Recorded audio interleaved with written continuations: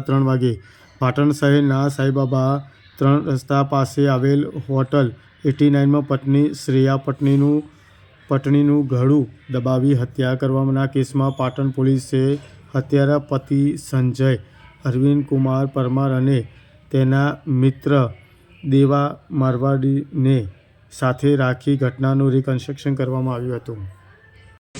અડા પડ્યા, પછી વાતો કરી થોડીક વાર, પછી બે જણા રિલેશનશીપમાં આવ્યા, પછી રિલેશનશીપ પતી ગયું. પછી મેં એવું કીધું કે હવે જે બી હતું પહેલાનું એ બધું પતી ગયું છે, આપણે પેલા છોકરાથી કોઈ મતલબ નહીં ને આપણે ક્યાંક બહાર જતા રહેશું રહેવા માટે, મેઘાણીમાં રહેવું નથી, બરાબર. તો એને શી ખબર શું થયું, તો એને મને સટાક કરીને લાફો મારી દીધો.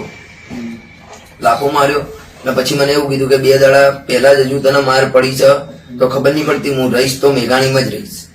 હા, પહેલાથી મારો કોઈ કોન્ટેક્ટ નહીં, પણ હું રહીશ તો મેઘાણીમાં જ રહીશ. તો મેં કીધું ના, મેઘાણીમાં તો નહીં રહેવા મળે. પછી એ જેમ તેમ બોલવા લાગી કે તારી બેનને આવું કીધું છે તો આમ કરીને જ બચાવશે ને આમ છે તેમ છે. મારા ફાધરને બધું ખબર છે કે મારા ફ્રેન્ડ આમ એમને પછી મને જેમ તેમ બોલી, મારા બુનના બારામાં ખરાબ બોલી. પછી મને આમ ગુસ્સો આવ્યો તો વેપનથી મેં એનું હાથથી એનું એકણ ગળું એનું મેં દબાઈ કાઢ્યું. બસ આટલી બીના બની હતી. પછી એને ટી શર્ટ તો પહેરેલી હતી, પછી એને મેં પેન્ટ પહેરાવ્યું ને પછી પેન્ટ પહેરાવી દેવાનો ફોન કર્યો મેં કે દેવા તું ઉપર આવીને નહીં લે. બસ દેવો આવ્યો, દેવા એકણ ના આવ્યો, દેવો એકણ ના આવ્યો. બસ પછી એકણથી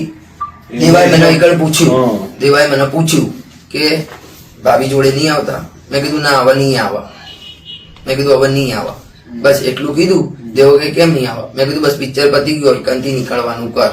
બસ પછી અમે લોકો એકનથી નીકળી ગયા. આ આગળ નીકળ્યો, હું એના પછાડી આવ્યો ને હોટલ વાળા ભાઈને મેં એટલું કીધું કે હું હમણાં 12:30 આવીને ચેક આઉટ કરી દઉં છું. બસ પછી અમે નીકળી ગયા, બીજું કશું નહીં.